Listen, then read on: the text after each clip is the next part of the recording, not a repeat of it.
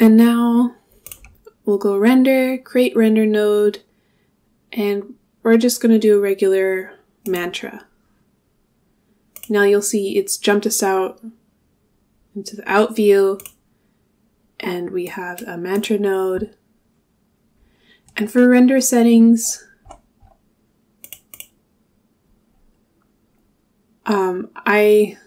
I honestly don't know too much about all the render settings, but the one thing I do know is that the pixel samples is really important, and basically the higher that these samples are, all the other settings become of higher quality as well. So I usually just bring up the pixel samples. This is quite high, maybe just for grooming test render we'll do 6, and the higher this is, the less noise there will be. And let's choose the camera to be our groom cam. And if you wanted to render it to disk, you could. This is where it will render. We could also copy and paste this one and call this one our turntable and set this to be the turntable with higher settings like that. Also, you can see our groom camera is set to render current frame, and if I go to the mantra turntable, I need to set this to render the frame range. This is automatically set to the timeline here. If you want to change that to render specific frames, you can just right click here, delete channels, and now you can enter your own numbers. You can also right click, revert to default. And in the turntable, I want to allow motion blur. I want to see the motion blur on the walk and the run. Just know that this will make things so much slower, and if you are just trying to look at how your groom is looking and you're not doing your final render, I recommend turning this off. Okay. And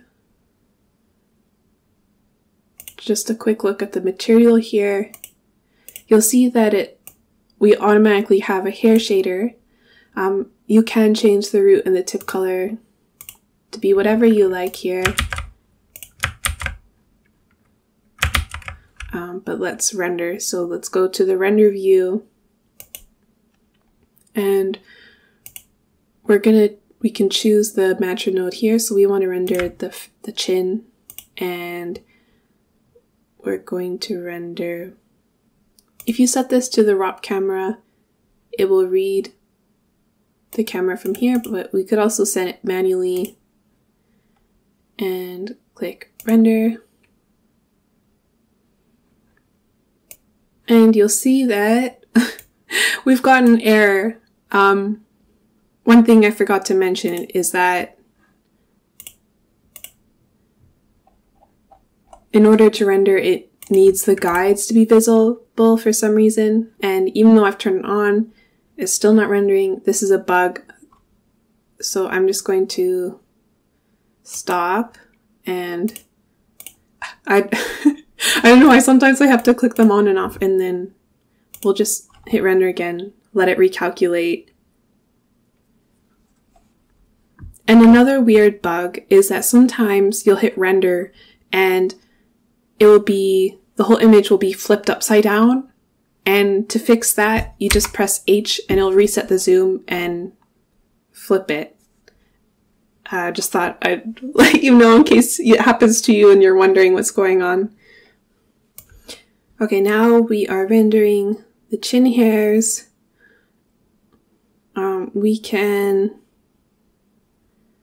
You'll see that in the bottom left-hand corner, there's some information about rendering. So if I hold the left mouse button, it will focus on trying to complete the area where my mouse is.